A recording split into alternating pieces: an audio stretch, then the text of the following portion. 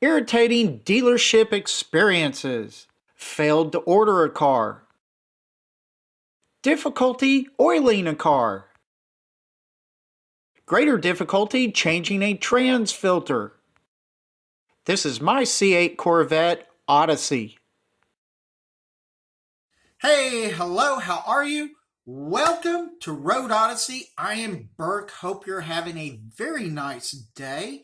And this video is very simple, straightforward. The theme is my personal experiences with Chevrolet dealerships in my area. And I have to give a disclaimer here.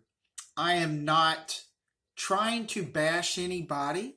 I am not trying to do anything more than explain the unfortunate circumstances that I have gone through. And all of this is in regard to the C8 Corvette. So, without me babbling too much, let me just get straight into my story and let you get a feel for what I've gone through. I would be welcoming to any comments that you have as to whether or not you have had any issues as well that might be similar or not. So anyway, let's get into this video. I live in the North Texas area. I'm northeast of Dallas, and I have about 6 to 8 dealerships that I can visit. My story begins in the fall of 2020, where I had budgeted money for either a Lamborghini or like this Ferrari 360 Medina. In my heart, I knew I really wanted the new C8 Corvette, and so I began looking around and getting one ordered. I ordered my C8 Stingray back in September of 2020. The dealership would never confirm or deny that they had an allocation for me. I gave them my deposit, I got a valid order, and this order sat in the queue for at least 9 months, if not a little more.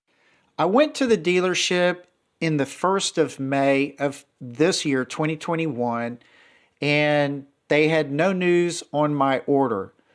But on a Friday afternoon, they called me and said, "Oh, by the way, we canceled your order."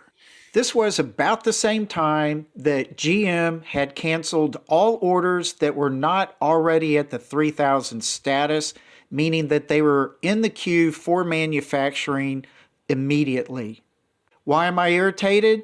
This dealership knew they had no allocation for my car. They knew it, but they refused to tell me and 2 other people. Knowing that it would take a very long time for me to get back into a queue with another dealership who did have some allocations, I just said, forget it. I went to Corvette World, talked to Robert, and found me a beautiful 3LT, nicely decked out C8. My second fun experience was going to a second dealership for an oil change. Aside from navigating around potholes in the dealership's parking lot, I also worried a little bit about getting my car up on the rack. When you see things like this, you can't help but worry a little bit when you've spent tens of thousands of dollars on your car. Then I find out I've got a teenager changing the oil on my car, and he's never seen anything like this before. Of course, the C8 has got to be one of the easiest cars to change the oil in, but this whole situation here was a little nerve-wracking. Lastly, they checked for recalls. So one of the things that they checked on were holes or cracks in the wheels. Supposedly they did that, but wait, let's find out later what happened. Time for my third dealership visit.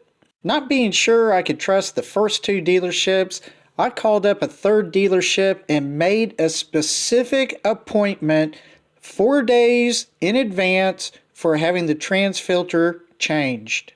Now this is a very good dealership, talked to some really great people, And I do trust this dealership very much, even though they did kind of mess me up for my appointment. First thing, having the wheels checked for that recall for the holes and cracks, well, the previous dealership failed to actually check them and enter the data into the GM system, so this dealership did fix that recall. The problem I had at this dealership was they failed to verify that they had the transmission filter for my car ready for my appointment. That means I went there, it's a 60-mile drive, and they didn't have the transmission filter. So they called up a local dealership, had one transferred to their shop, and while I waited, I drove around and got a screw in my tire.